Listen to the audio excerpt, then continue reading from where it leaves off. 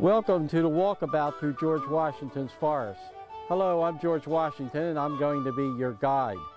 Many people are aware that I live not far from here at Mount Vernon, but what they're not aware of is that I also owned about 1,200 acres of land in part of what you're now calling Arlington.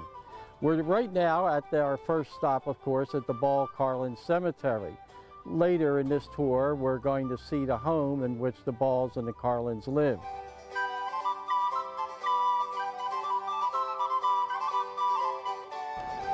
Well, here we are at our second stop. This is the property of Mr. Moses Ball, and this plaque gives information on that. He and I surveyed this area together because our properties joined in 1785. As you can see, the neighborhood has changed. The horses weren't as fast as they are today. So let's go on and take a look at that property. So here we are at what's referred to as the Moses Ball Spring. Allegedly, this is where I got a drink of water, although I don't recall that, but definitely would have allowed my horse to have a drink. Well, as we proceed down the Carlyn Springs Road, we're coming to the next stop on our tour. Make sure you don't miss this turn. It's the Long Branch Nature Center.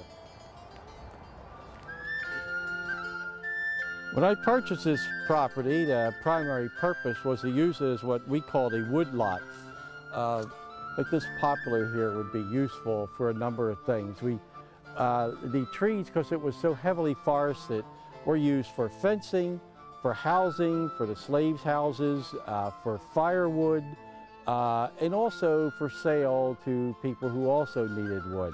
So owning what we called woodlots was very important because wood was the primary material for everything, including fires.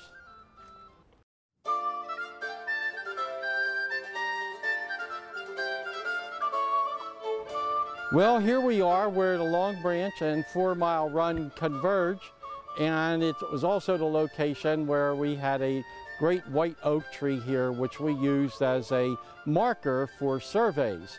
Now, this is where the property of Mr. John Ball and his brother Moses Ball met. A little farther downstream was where my property began, and all of this was used as a reference point for determining who owned what land. Let's go on to our next stop.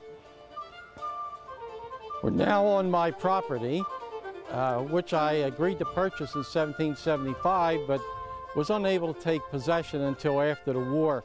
As I look at these magnificent trees and all the foliage, it looks like a lot like it did when I surveyed this property. We're still walking along 4 Mile Run, and right above us is Columbia Pike.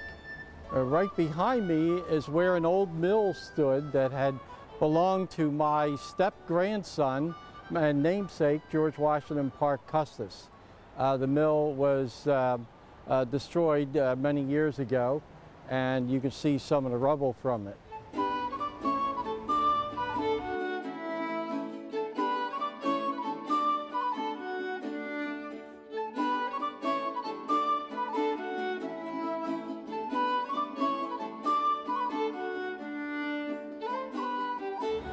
Now that we've crossed Columbia Pike, I'd like to point out the Arlington Mill. This gives a whole history of the mill that we were talking about.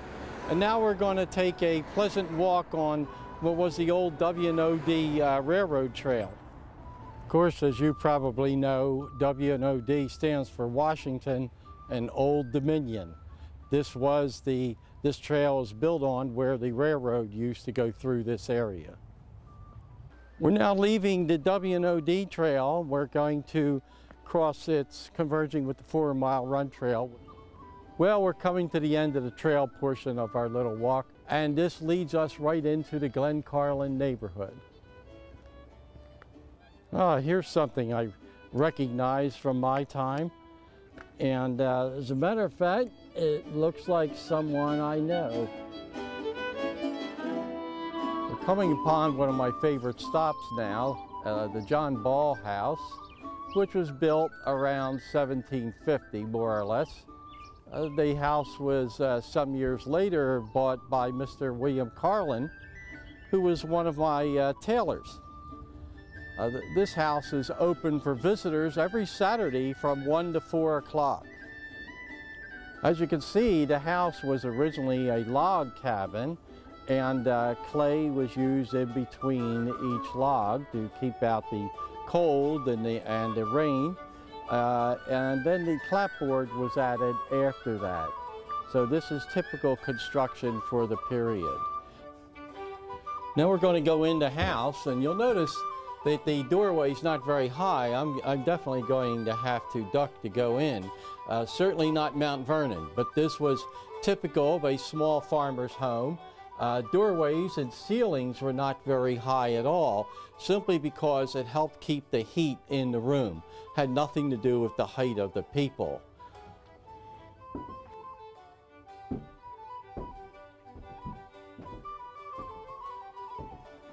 This would be the extent of the original house, which would be about, looks like 15 feet by 15 feet.